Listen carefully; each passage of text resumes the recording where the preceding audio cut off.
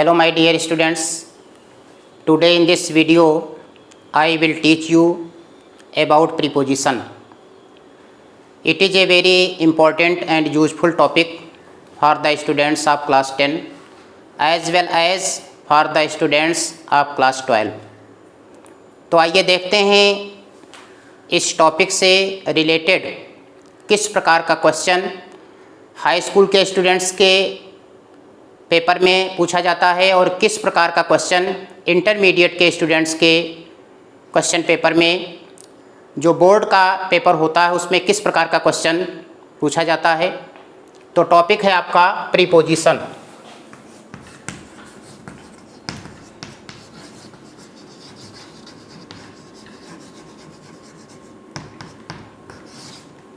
जैसा कि आप सभी को बताया गया है कि प्रीपोजिशन वह शब्द होता है जो किसी नाउन अथवा प्रोनाउन से पहले यूज किया जाता है और दूसरे नाउन या प्रोनाउन से उसका रिलेशन, उसका संबंध व्यक्त करता है।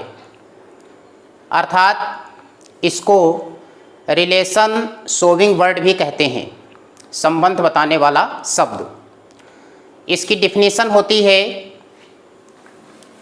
Preposition is the word which is used before any noun or pronoun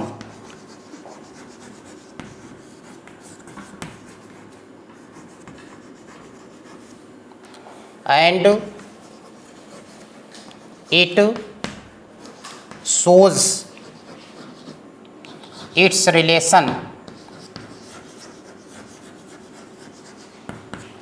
to other noun or pronoun।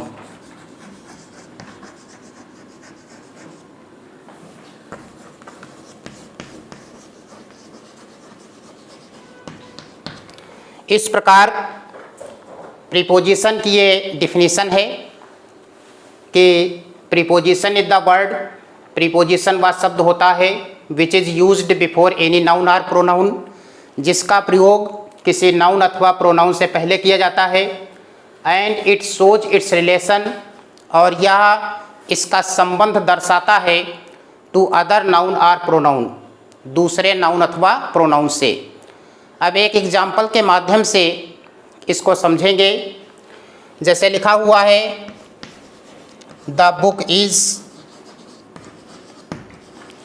on the table।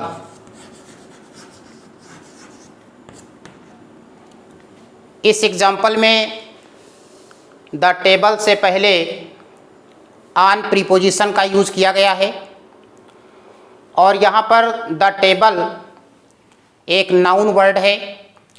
Noun word से पहले ऑन प्रीपोजिशन का यूज किया गया है और ये the book is on the table, पुस्तक मेज पर है।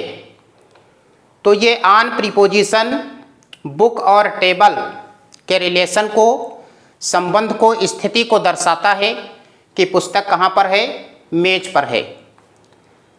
इसको दूसरे शब्दों में इस प्रकार से कहा जा सकता है कि प्री प्लस पोजीशन, ये जो शब्द है इसको अगर तोड़ा जाए तो ये होगा प्री प्लस पोजीशन।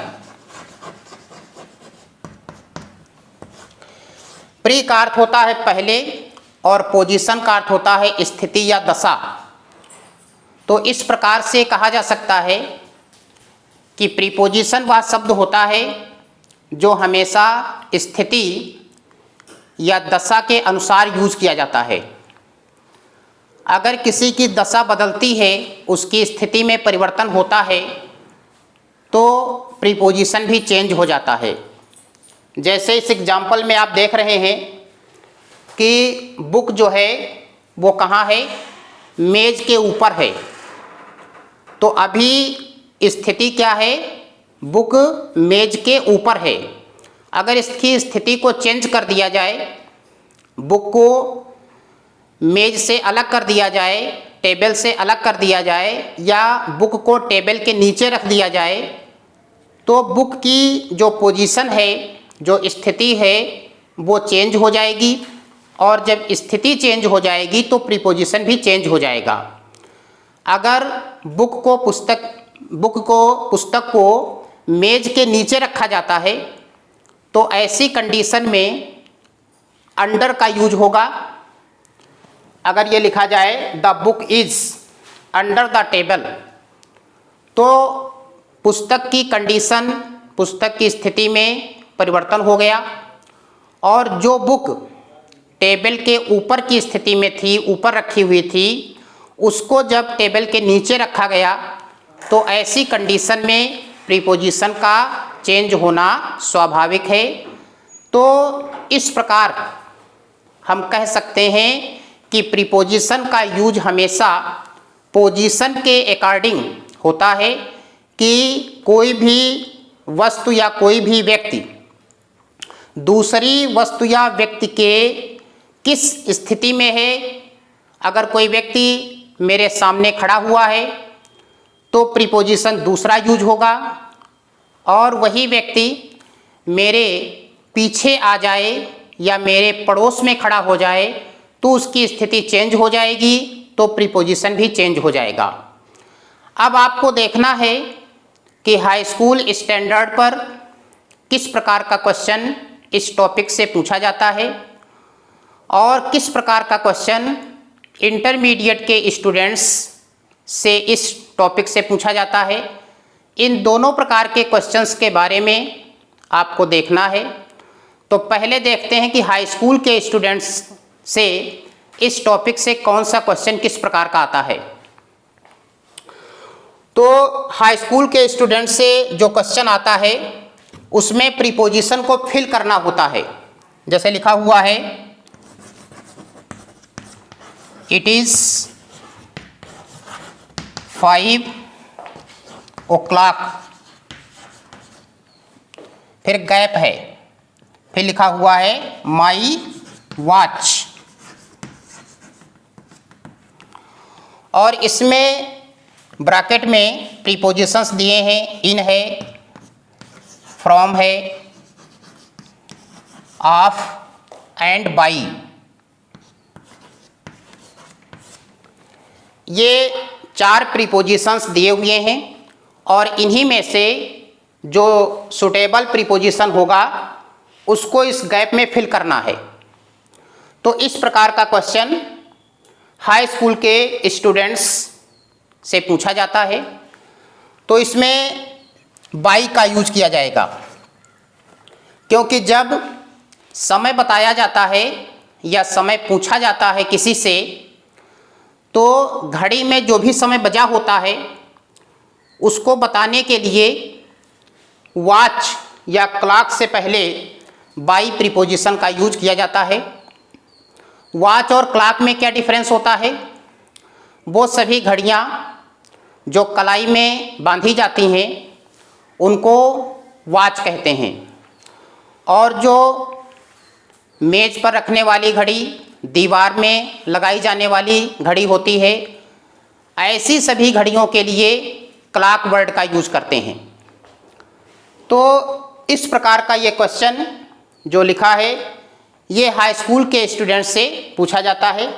अब इंटरमीडिएट के स्टूडेंट से जो क्वेश्चन इस टॉपिक से पूछा जाता है वह सिंटेक्स चैप्टर के अंतर्गत आता है, और सिंटेक्स का अर्थ होता है इनकरेक्ट सेंटेंस को करेक्ट करना। तो कोई ऐसा सेंटेंस दिया होता है जिसमें जो एरर होती है, जो मिस्टेक होती है, वह प्रीपोजिशन से रिलेटेड होती है, और उस मिस्टेक को, उस एरर को सही करना सिंटेक्स कहलाता है, अर्थात एक इनकरेक्ट सेंटेंस को करेक्ट करना। एज फॉर एग्जाम्पल, इसको भी एक उदाहरण से समझना है। जैसे एग्जाम्पल लिखा हुआ है ही इज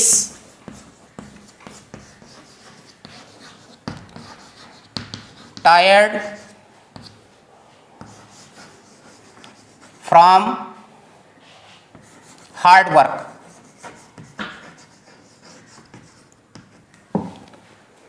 ये जो सेंटेंस लिखा हुआ है, इस सेंटेंस में करेक्शन करना है, इस सेंटेंस को सही करना है, तो इसमें जो भी मिस्टेक है, जो भी इसमें इनकरेक्शन है, वह प्रीपोजिशन से रिलेटेड है।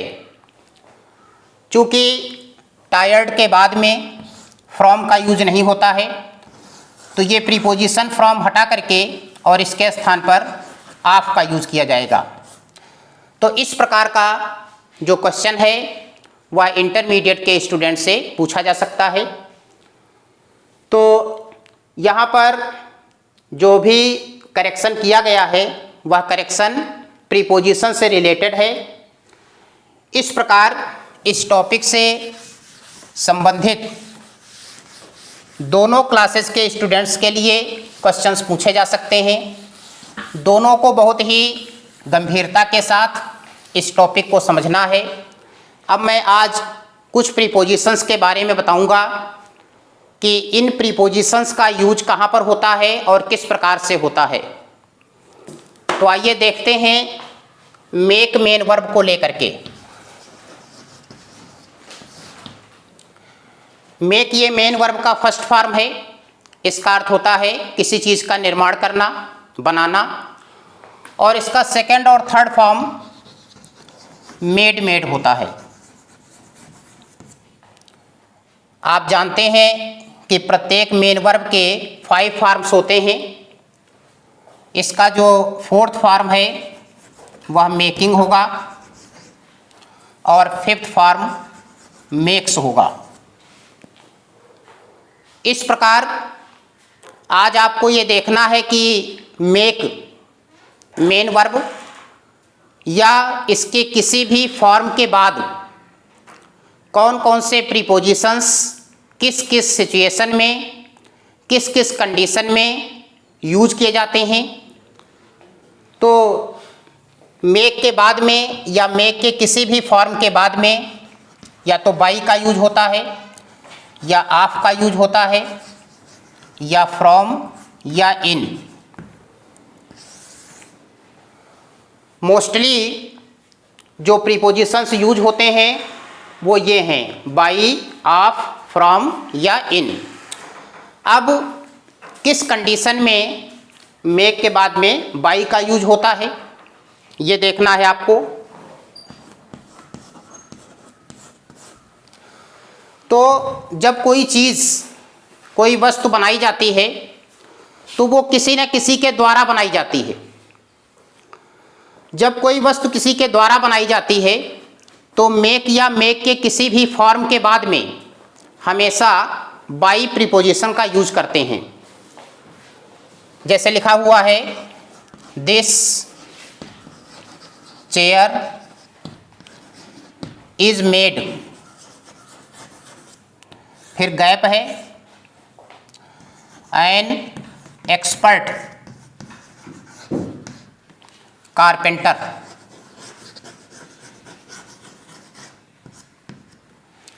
अब इस गैप में प्रीपोजिशन को फिल करना है। तो दिस चेयर इज मेड, यह मेज बनाई गई है। एन एक्सपर्ट कारपेंटर, एक कुशल बढ़ाई के द्वारा। तो यहाँ पर द्वारा जो है वो सेंस आ रहा है, जो स्थिति है वो किसी के द्वारा बनाई गई वस्तु है। तो यहाँ पर बाई का यूज किया जाएगा। इसी प्रकार से देखते हैं कि ऑफ का यूज कब होता है। देखिए, जब कोई वस्तु बनाई जाती है तो 2 प्रकार के चेंजेज होते हैं। एक तो होता है फिजिकल चेंज और दूसरा होता है केमिकल चेंज। फिजिकल चेंज का मतलब होता है जब कोई वस्तु किसी पदार्थ से बनाई जाती है तो उसमें केवल आकार में परिवर्तन होता है। उसकी जो इंटरनल प्रॉपर्टीज़ होती हैं, जो आंतरिक गुण होते हैं, उनमें कोई भी बदलाव नहीं होता है, कोई परिवर्तन नहीं होता है। तो ऐसी कंडीशन में मेक या मेक के किसी भी फॉर्म के बाद ऑफ प्रीपोजिशन का यूज किया जाता है। जैसे कोई सोना है, वो किसी दूसरे आकार में है और उसको अंगूठी का आकार दिया जाता है, अर्थात उस सोने से अंगूठी बनाई जाती है। तो जब अंगूठी बनाई जाती है तो सोने का केवल, गोल्ड का केवल फॉर्म चेंज होता है, आउटर फॉर्म चेंज होता है, उसकी जो इंटरनल प्रॉपर्टीज हैं उनमें कोई चेंजिंग नहीं होती है। तो ऐसी कंडीशन में मेड के बाद या कोई भी इसका फॉर्म हो, ऑफ का यूज किया जाएगा। जैसे लिखा हुआ है दिस रिंग इज मेड, फिर गैप है, आगे लिखा हुआ है प्योर गोल्ड। तो दिस रिंग इज मेड, फिर गैप है प्योर गोल्ड।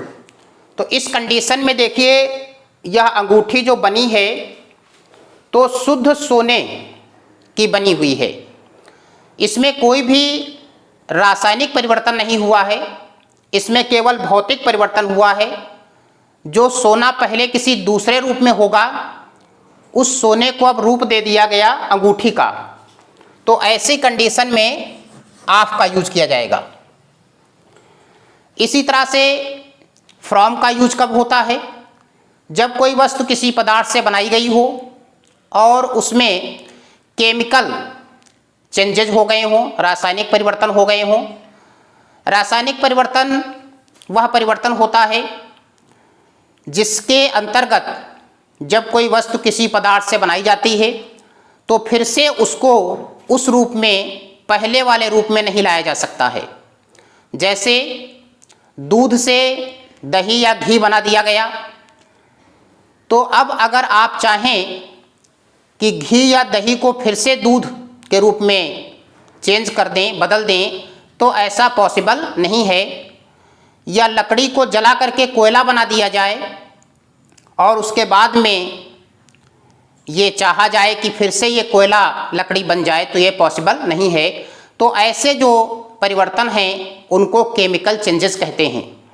अगर कोई वस्तु किसी पदार्थ से बनाई गई है और उसमें रासायनिक परिवर्तन हो गया है तो मेड के बाद फ्रॉम का यूज करते हैं। जैसे इसका एग्जाम्पल लिखा हुआ है घी इज मेड, फिर गैप है द मिल्क।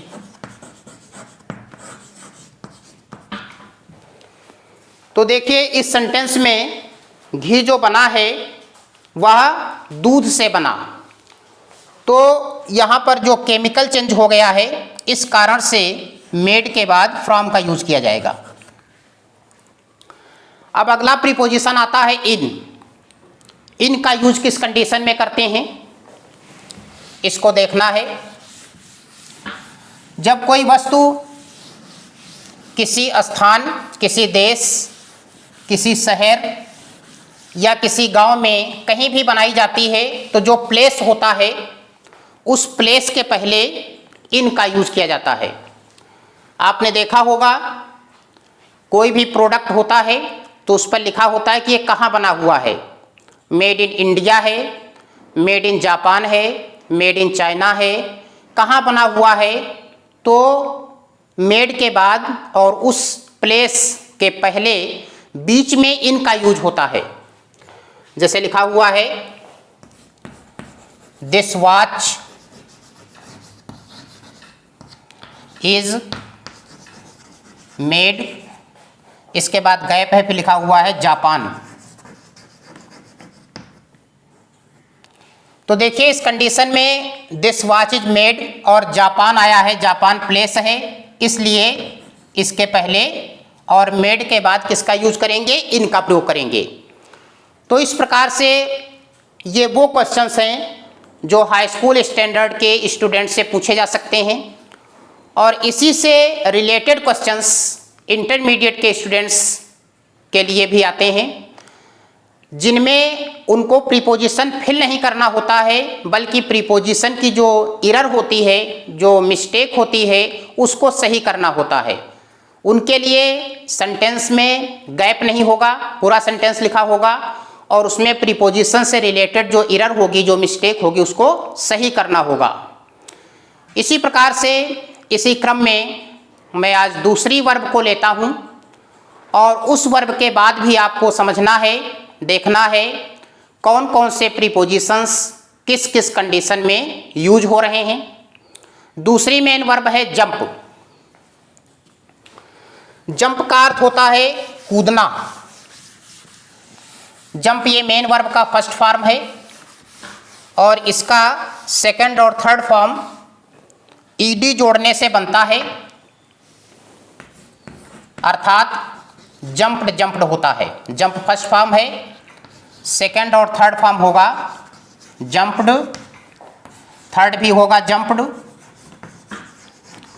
और फोर्थ फॉर्म आप सभी लोग जानते होंगे मेन वर्ब की फर्स्ट फॉर्म में आईएनजी को जोड़ने से बनता है, तो फोर्थ फॉर्म हो जाएगा जंपिंग। और फिफ्थ फॉर्म भी मेन वर्ब की फर्स्ट फॉर्म में एस या ईएस को कंबाइन करने से बनता है, तो हो जाएगा जंप्स।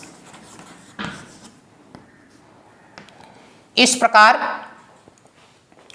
आज आपको देखना है कि जंप मेन वर्ब के बाद कौन कौन से प्रीपोजिशंस किस किस कंडीशन में यूज होते हैं। तो इसके बाद में इनटू का प्रयोग होता है, फ्रॉम या ऑफ का यूज होता है, अपॉन का यूज होता है, थ्रो का यूज होता है और ओवर का यूज होता है। मेनली ये प्रीपोजिशंस जंप या जंप मेन वर्ब के किसी भी फॉर्म के बाद में कंडीशन क्या है उसके अनुसार यूज किए जाते हैं। तो पहला प्रीपोजिशन देखना है इनटू। जंप या जंप के किसी भी फॉर्म के बाद में इनटू का यूज किस कंडीशन में होता है।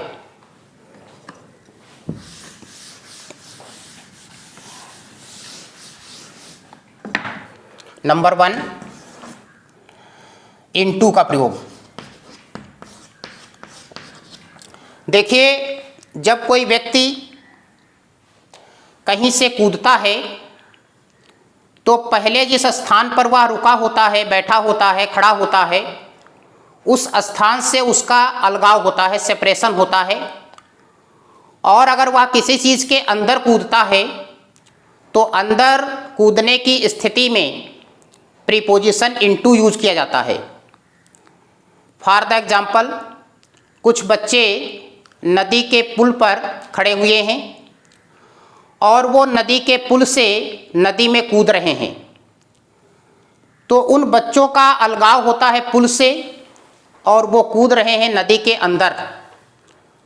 तो नदी के अंदर कूद रहे हैं, इसलिए इस कंडीशन में नदी से पहले इनटू का प्रयोग किया जाएगा और पुल से उनका अलगाव हो रहा है तो उसके पहले फ्रॉम या ऑफ का यूज करते हैं।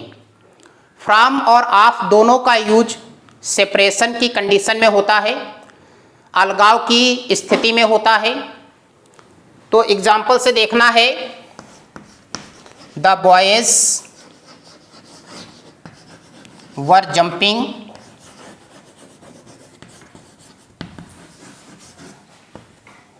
गैप है द रिवर। इसके बाद फिर गैप है, लिखा हुआ है द ब्रिज।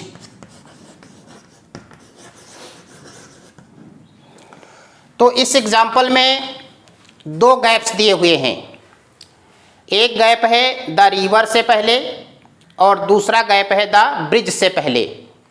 अब यहाँ पर आपको सिचुएशंस को देखना है, स्थितियों को देखना है। द बॉयज वर जंपिंग, लड़के कूद रहे थे। अब है नदी और पुल, तो स्वाभाविक है कि पुल से नदी में कूद रहे थे, तो जिस चीज़ के अंदर कूद रहे थे उसके पहले इनटू का प्रयोग करेंगे। तो ये जंपिंग के बाद द रिवर से पहले इनटू का यूज होगा और उनका जो अलगाव हो रहा था वह पुल से हो रहा था, तो द ब्रिज से पहले फ्रॉम का यूज किया जाएगा। तो अलगाव की कंडीशन में फ्रॉम या ऑफ का यूज होता है और जिस चीज़ के अंदर कोई कूदता है तो वहां पर इनटू का प्रयोग करते हैं। तो इस प्रकार से इनटू और फ्रॉम दो का यूज हो गया। अब आपको देखना है अपान का प्रयोग कब होगा। अपान का प्रयोग जंप के बाद किस कंडीशन में करते हैं, इसको देखना है। देखिए, जब कोई किसी चीज के ऊपर कूदता है, कोई किसी चीज के ऊपर कूदता है, तो ऐसी कंडीशन में जंप के बाद में या जंप के किसी भी रूप के बाद में अपान का यूज करते हैं। जैसे इसका एग्जांपल देखना है, द कैट जंप्ड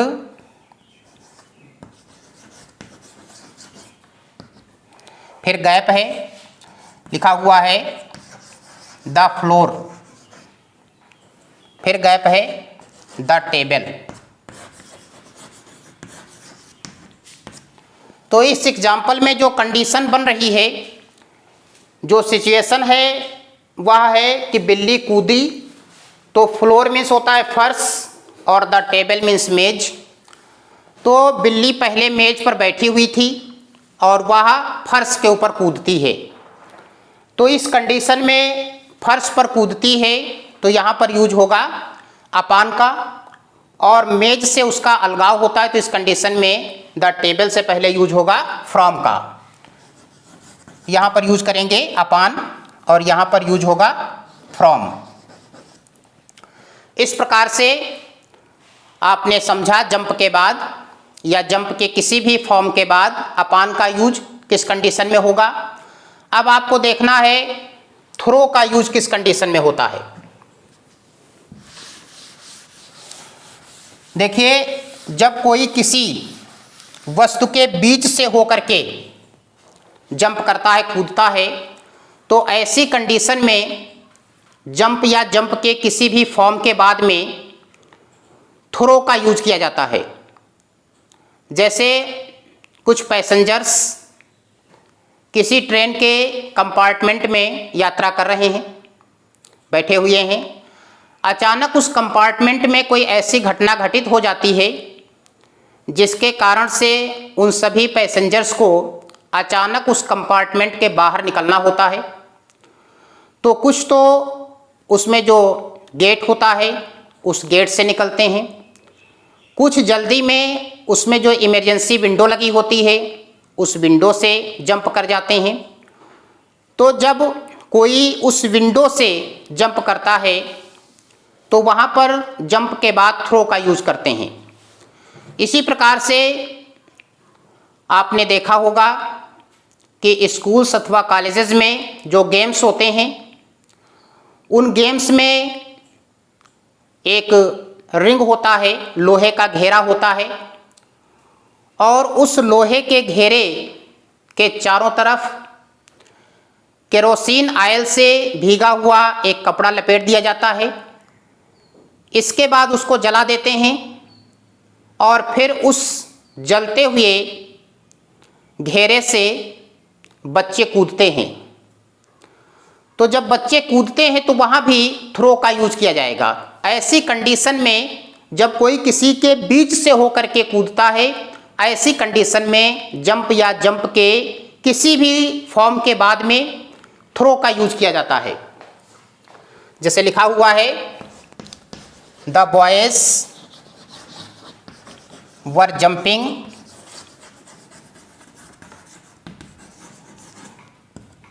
गैप है द रिंग ऑफ फायर। तो इस एग्जाम्पल में आप देख रहे हैं कि बच्चे जो कूद रहे हैं वो कहाँ से होकर के कूद रहे हैं, आग के जो रिंग है, आग का जो घेरा है उससे कूद रहे हैं, इसलिए यहाँ पर जंप के बाद थ्रो का यूज होगा। अब लास्ट प्रीपोजिशन देखना है ओवर। जंप के बाद ओवर का यूज किस कंडीशन में होता है। जब कोई किसी चीज के ऊपर से हो करके उसको टच नहीं करता है बल्कि उसके ऊपर से हो करके जंप कर जाता है, इधर से दूसरी तरफ, एक तरफ से दूसरी तरफ कूद जाता है और उस वस्तु को टच नहीं करता है जिसके ऊपर से कूदता है, तो ऐसी कंडीशन में जंप के बाद ओवर का यूज करते हैं। जैसे मान लीजिए कोई कुत्ता सो रहा है और एक बिल्ली दौड़ती हुई आती है और उस कुत्ते के ऊपर से छलांग लगा करके कूद जाती है, तो ऐसी कंडीशन में ओवर का यूज करेंगे। एक सेंटेंस है जिस सेंटेंस में A to Z लेटर्स होते हैं और उस सेंटेंस में जंप के बाद ओवर का यूज किया गया है। ये एक प्रोवर्ब है। ए क्विक ब्राउन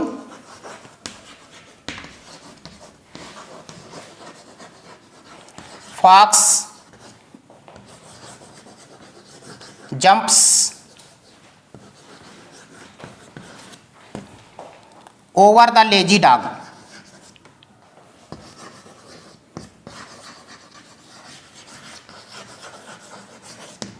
पहली चीज तो यह है कि ये जो सेंटेंस है इसमें ए से लेकर के जेड तक सभी लेटर्स आए हुए हैं। और दूसरी चीज ये है कि इसमें जो कहावत है कि कोई डरने वाला व्यक्ति किसी व्यक्ति के सामने या उसका मुकाबला करने के लिए आ जाता है यदि वह आलसी होता है। तो यहाँ पर ये कहा गया क्विक ब्राउन फॉक्स, एक बहुत ही फुर्तीली और ब्राउन कलर की जो फॉक्स है।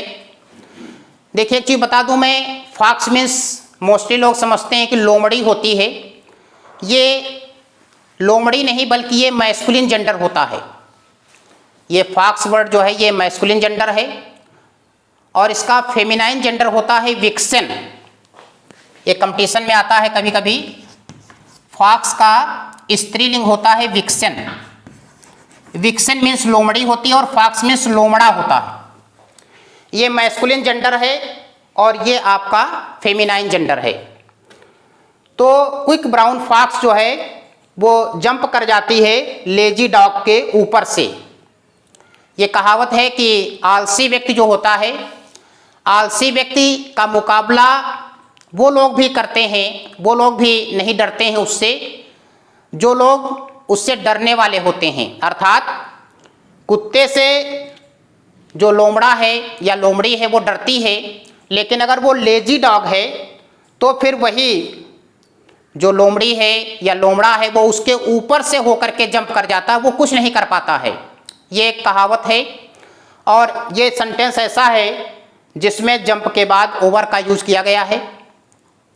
इसी प्रकार एक और भी बहुत ही इजी एग्जाम्पल मैं बता रहा हूँ। जैसे कुछ बच्चे जब खेलते हैं तो वो बीच में एक बेंच रखी हुई है और उस बेंच के एक तरफ से एक साइड से दूसरी साइड जंप करते हैं, बेंच के ऊपर से कूद जाते हैं। ऐसी कंडीशन में भी ओवर का यूज किया जाएगा। तो इस वीडियो में मैंने आज आपको दो मेन वर्ब्स के बारे में बताया है, एक तो मेक मेन वर्ब और दूसरी जंप मेन वर्ब। इन दोनों मेन वर्ब्स के बाद में कौन कौन से प्रीपोजिशंस किस किस कंडीशन में यूज किए जा सकते हैं, इसको आपको ठीक से तैयार करना है, नोट्स के रूप में इनको लिख लेना है। थैंक्स।